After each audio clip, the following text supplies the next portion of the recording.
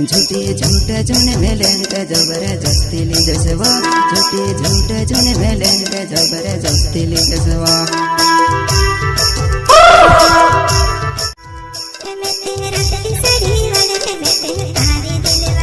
झूठी झूठ जुन मेलन का जबरदस्ती ली दसवा झूठी झूठ जुन मेलन का जबरदस्ती ली दसवा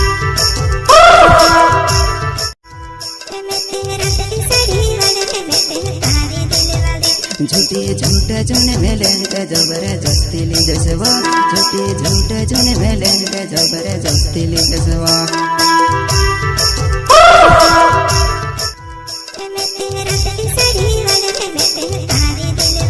झूठी झूठ जुन मेलन का जबरदस्ती ली दसवा झूठी झूठ जुन मेलन का जबरदस्ती ली दसवा